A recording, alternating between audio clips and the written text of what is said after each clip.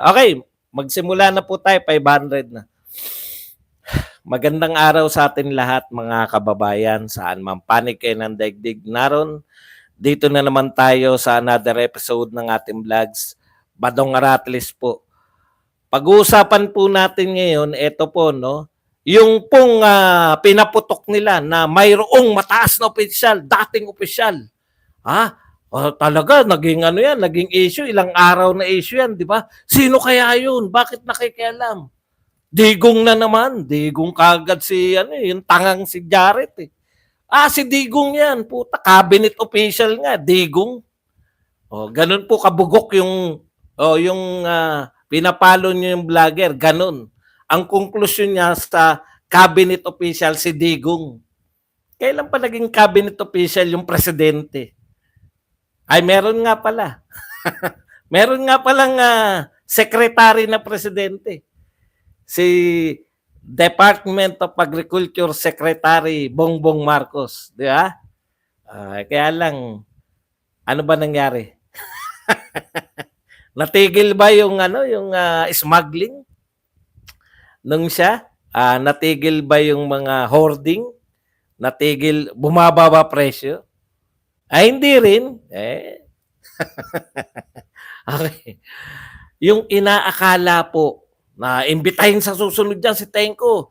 Sa susunod, sasabihin ni Tenko kung sino yung cabinet official na naglalabi para sa mga illegal na pogo. Putat, galit na galit yung mga, kinakailangan sabihin niya ni Tenko. Kinakailangan malaman niya na lahat. Kala mo talaga, malaking pasabog. Ito na magpapabagsak sa dating administrasyon. Putya, nung sinabi ni nung tinanong-tanong siya, hindi na po tinuloy rin ni Risa eh. Nahalata niya na wala naman palang pasabog tong Tenko na to. Maliban sa pangalan ni Roque. Pinangalanan na po. Si Roque po yun. Yan pag-uusapan natin yan. Pag-uusapan din po natin, ngayon ko na-realize nagtataka ako, sinabi na po ng PAOK CC. Kasi nag-issue po si Rayson Tiberos ng warrant of arrest dito po kay kay Mayor Go, no?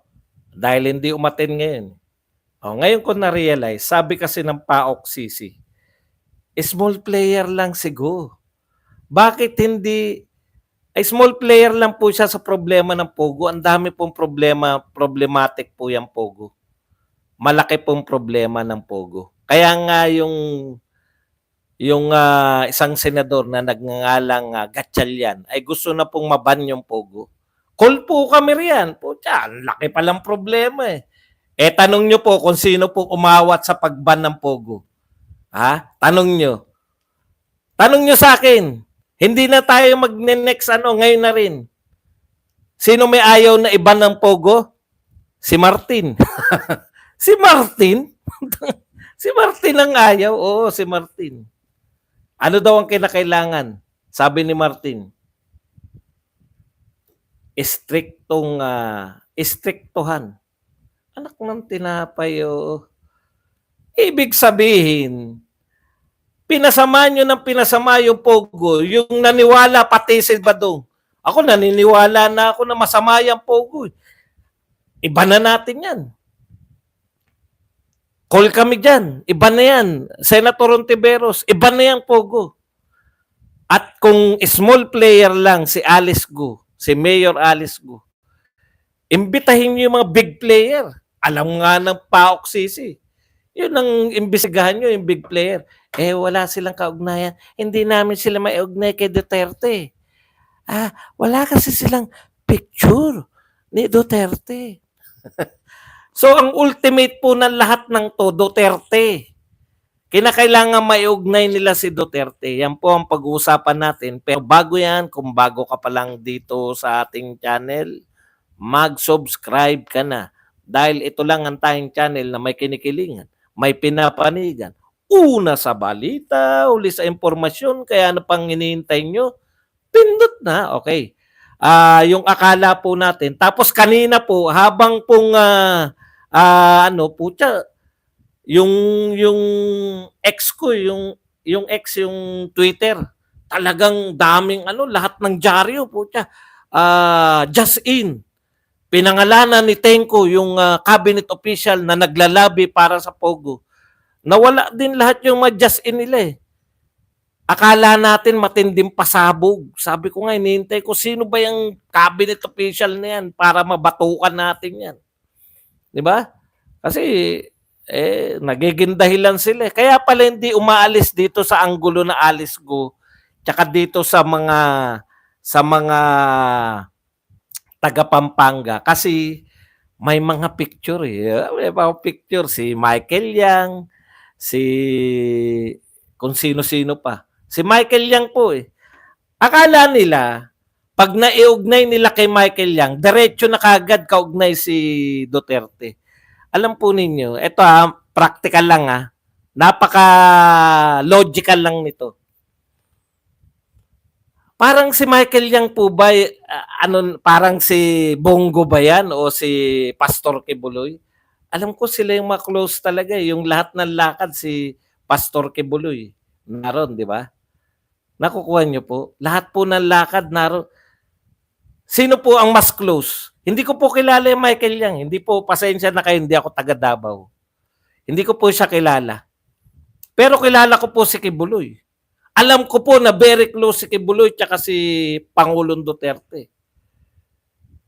Ang problema kasi nito nila Rizon Tiberos at ng mga iba pa, na katulad ni Rizon Tiberos mag-isip, ganito eh. Thank you very much muna kay Bernadette Lonker na nagbigay sa atin ng 10 Australian dollars. Ito kasi problema ng mga yan eh. No? Pag naiugnay na si Michael Yang, ayan, kaugnay na si Duterte diyan.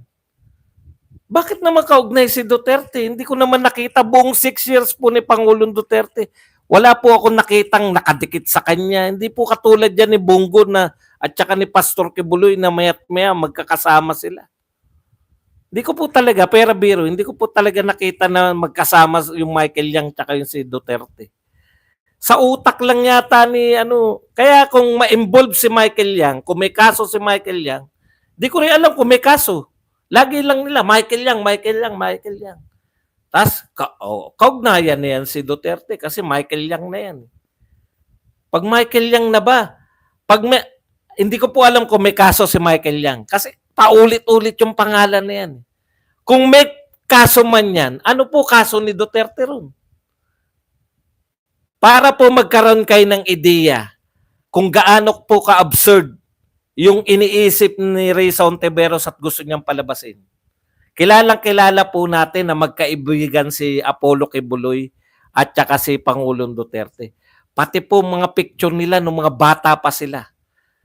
Talagang bata pa sila, may picture na silang magkakasama. Di po ba? Tama ko?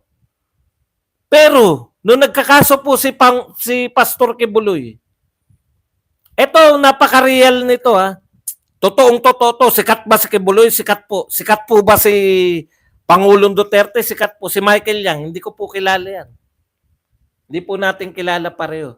Pero yung dalawang sikat, si Kibuloy, tsaka si Pastor Kibuloy, tsaka si Duterte, may kaso po si si Pastor Kibuloy. Tama po, di ba? Nilulusog nga yung kingdom. Meron nga patong na 10 milyon. Mamaya, pag-usapan din natin yung patong na 10 milyon na yan. May kaso po. Ni isang Pilipino po ba nag-isip, ay may kaso si Kibuloy. Siguro involved dyan si Duterte. Magkaibigan sila niyan. Magtapatan po tayo sa mga kinaso po ba kay Kibuloy na parang pinaka-wanted na pinaka-wanted po. Parang pinaka-wanted na sa buong mundo si Kibuloy kung ituring. Sa mga kaso po ba ni Kibuloy, maiisip nyo po, ay kaibigan to ni Duterte. Malamang involved si Duterte dyan. May nag-isip po ba sa inyo? Ako hindi ko naiisip Meski po yun na mga nagbibintang kay Pastor Kibuloy, meski po yung nagrereklamo, never po nila na nabanggit na si Duterte involved sa kaso. So ano po ang problema kung kaibigan mo yung kung merong ginawang kalokohan yung kaibigan mo, automatic ba? Involved ka? Naknang po pa naman, oh. Napakalayo po. Mas kilala natin si Kibuloy tsaka si Pangulong Duterte na magkaibigan. Nakikita talaga natin nagsasama sila eh. Pero never pong may nag-isip na pag si Duterte din po, kinasuhan sa ICC. Hindi rin namang nating iniisip na yung kaibigan niya damay doon. Bakit po? Yung pogo na may picture lang si Duterte, gusto nyo papaniwalain yung tao na involved si Duterte dyan dahil lang doon? Wala nga maniniwala pag sinabi yung involved si Duterte sa kinasok kay Kibuloy o involved si Kibuloy sa kinasok kay Duterte. Samantalang best friend talaga yun. Ginawa pa nga siya administrator eh.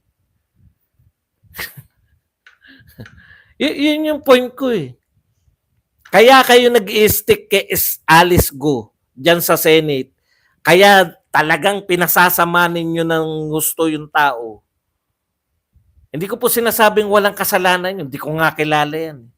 Pero kung ngayon po, kung pag-iisip, talagang siya ng pinaka-kriminal na tao eh. Kung pakikinggan nyo, kung gano'n nyo kasamain, parang asawa na si Alice Go ni Santanas eh. Kung ipaliwanag nyo sa tao yung kasamaan niya.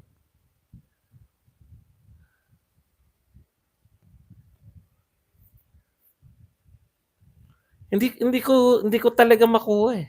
Hindi ko magets. Gustong-gusto nyong iugnay tong investigasyon nyo, no?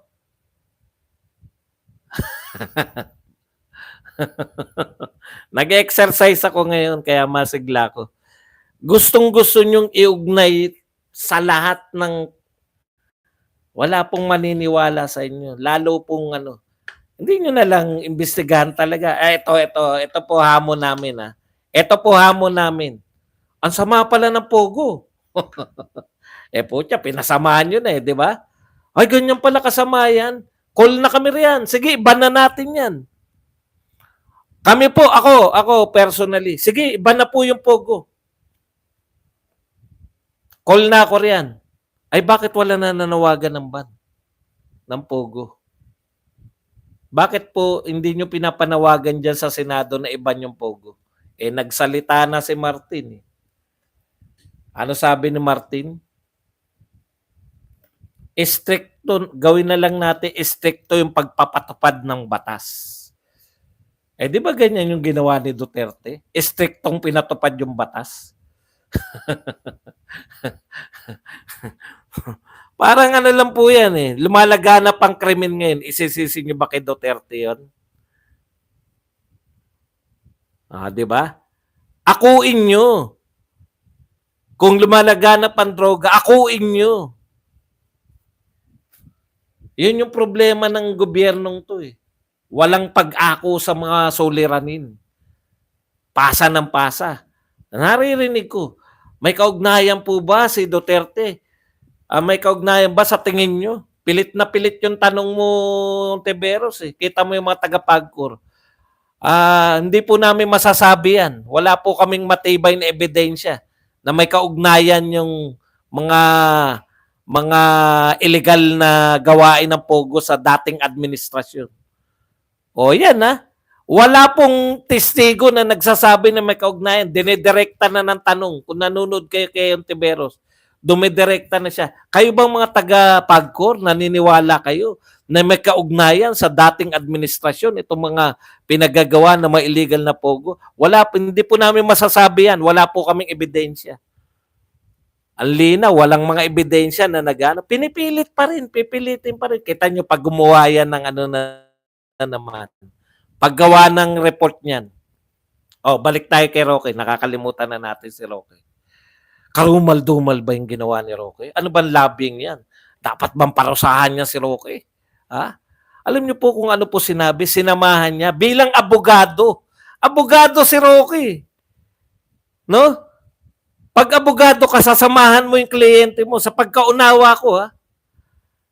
Kliyente, abogado si Roque. Sinamahan niya rin sa pagkor kasi aggrieved. Yung pa nga sinabi, tingin nila, aggrieved party tong sinamahan ni Roque.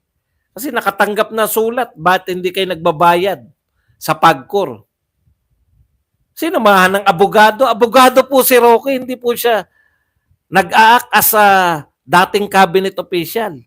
Wala pong posisyon na dating cabinet official. Tinanong po si Pagcor, tinanong po yung attorney na kausap ni Roque. Tignan nyo kung paano. Ilang beses kang kinausap. Tinawagan po ako 6 na beses. Yung 2 beses hindi ko nasagot. Sa pag-uusap ba nila si Tenko ba ilang beses daw nakita si Roque? 1 beses lang. Yung attorney, ilang beses po nakita? 1 beses lang din dahil sa telepono lang sila nag-uusap. Sa telepono ba, pinipressure siya ni Roque na aprobahan nyo yan? Aprobahan nyo tong kliyente ko? Aprobahan nyo tong sinama ko? Wala. Tinatanong lang daw ni Roque, tinanong daw ni Roque, ano pa yung mga papeles na kulang namin? Oh. Siyempre, di ba? Sasagutin mo yun dahil nagtatanong eh. Kinumpleto na nila. O tapos, yun lang po. Ganun lang po pala yung usapan. Asan yung pasabog nyo? Asan yung paglabag? Asan yung nagpakita ba si Roque doon na sinabi ni Roque na pag hindi nyo inano yan, yari kayo sa mga Duterte o yari kayo sa akin? Wala naman eh. Wala naman pong sinasabi.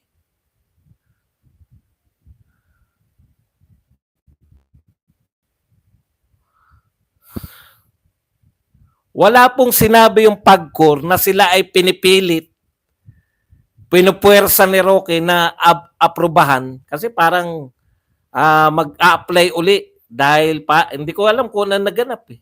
Hindi nakakapagbayad dahil merong Dennis Cunanan na kung sino man yun na doon daw nagpapabayad pero hindi pala binabayad. O yun lang po. Asan doon yung naglabi si Roque? Sinobrahan lang eh. Akala nila maiugnay nila kay Duterte na naman. Eh natabunan sila ng 3 Duterte ang tatakbo. Nag-awat, nagpreno ng mga bibig yung mga taga-Pagcor. Teka, delikado na tayo. Pag nanalo yung 3 Duterte na yan, 3 Duterte senador. Ha? Tapos isang vice president. Paano pag nag-conduct ng hearing?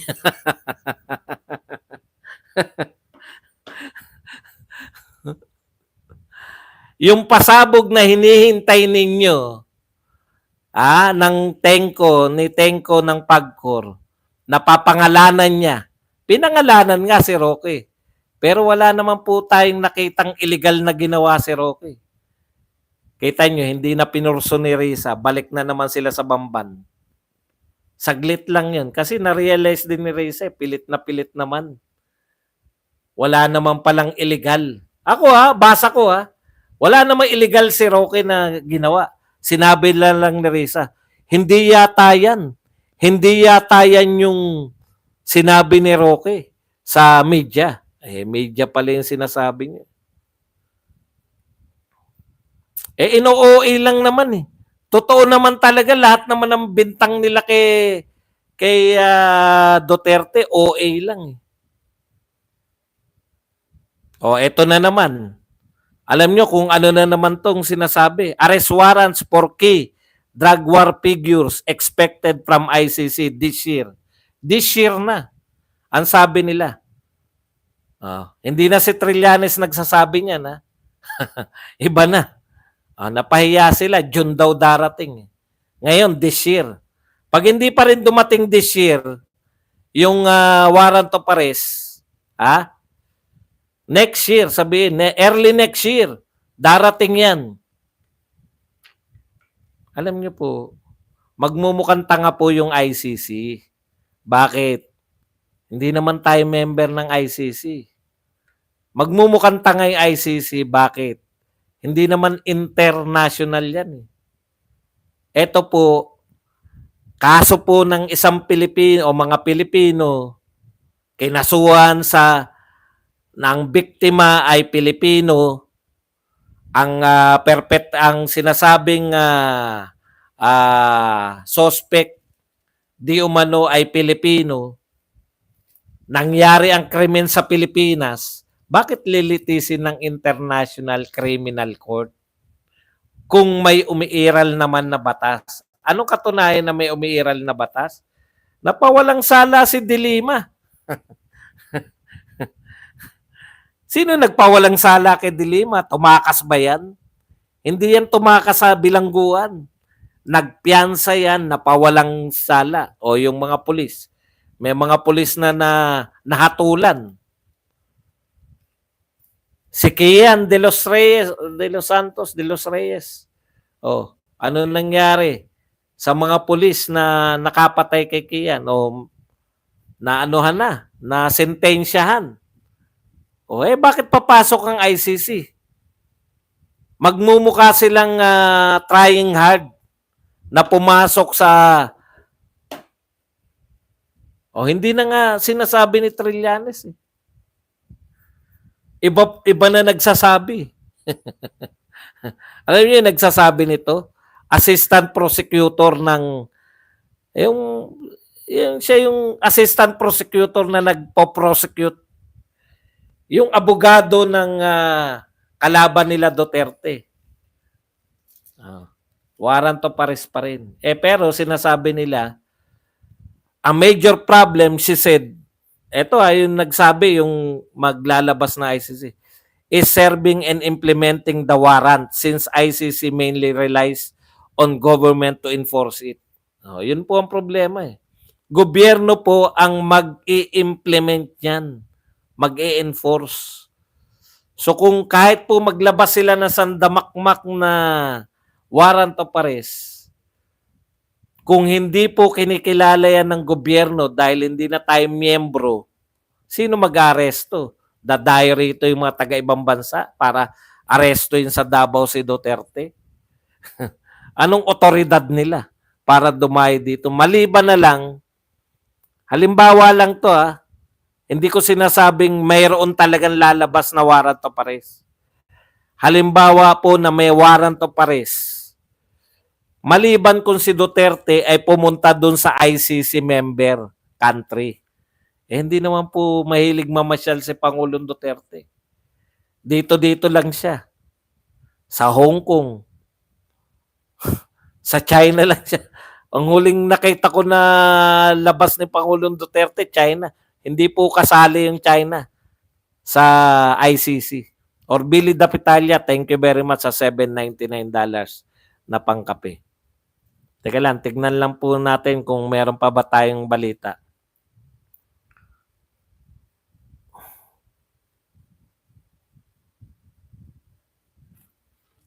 Yun po. Paliwanag po, nagpaliwanag naman agad si Pangulong Marcos. Baka kasi masaktan yung mga yung mga kaalyado niyang galit sa mga Aquino. Ayan po, nagpaliwanag po siya, kaya po may picture si Bimbi sa First Lady dahil tumulong po, no? Si First Lady sa pagta-travel ng mga Aquino. Ayun naman pala, nagpapasalamat lang. Ngayon, kung bibigyan niyo po ng halaga yan, wala na po yan, hindi po kami nasasaktan diyan, wala kaming pakialam diyan. Di po ba? Okay. Punta lang po tayo rito.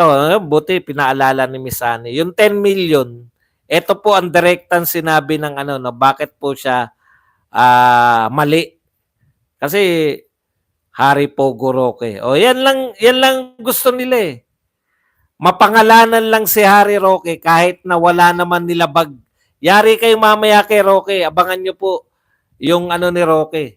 Kasi sa hearing, walang naipakita na illegal na ginawa si Roque.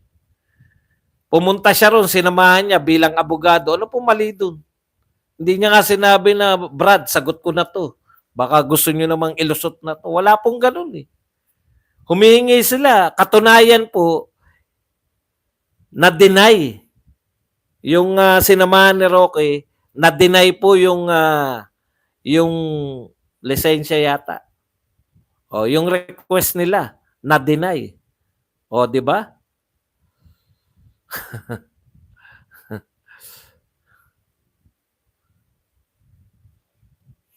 Hindi, just in. Kala mo talaga may malaking krimen eh. Legal counsel.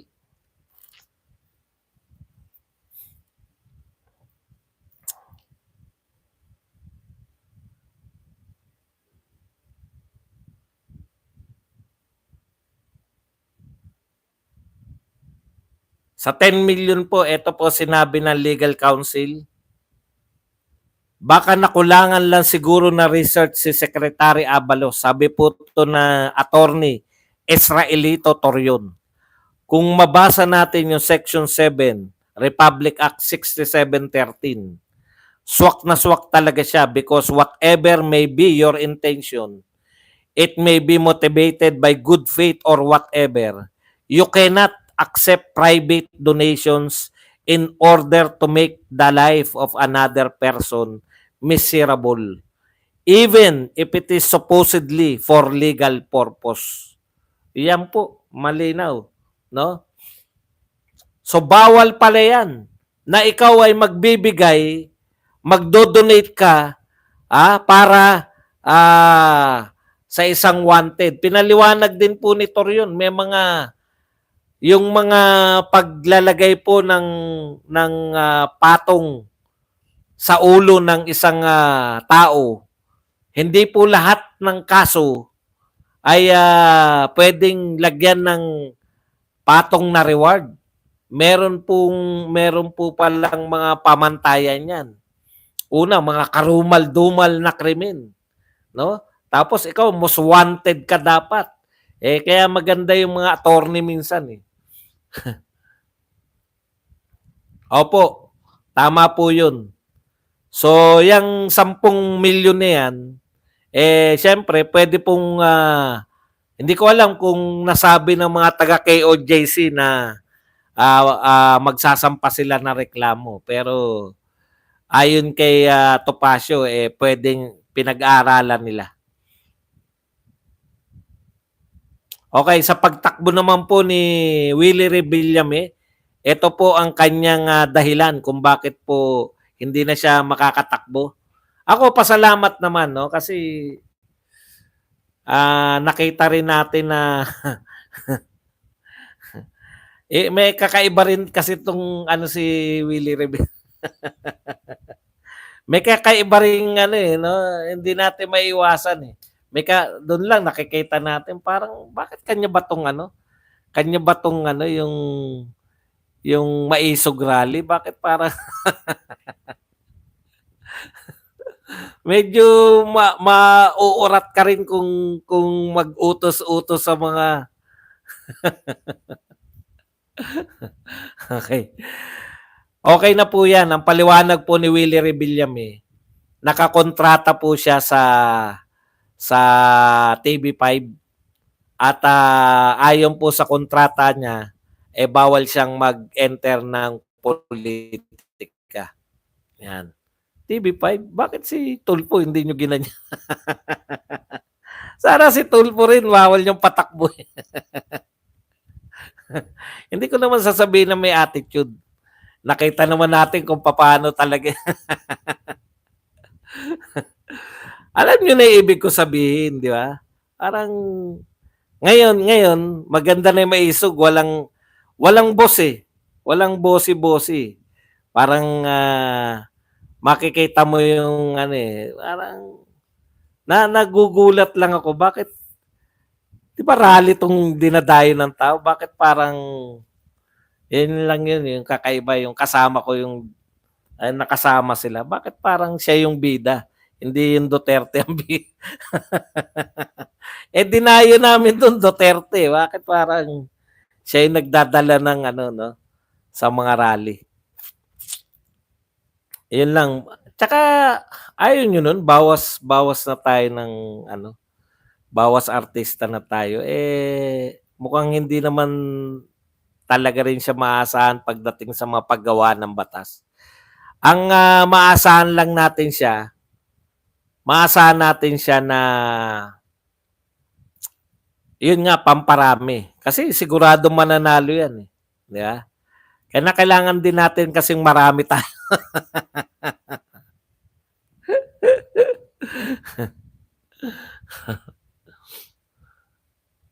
Okay. Yan lang po ang ating topic. Pwede na po tayong magbigay ng inyong mga katanungan at inyong mga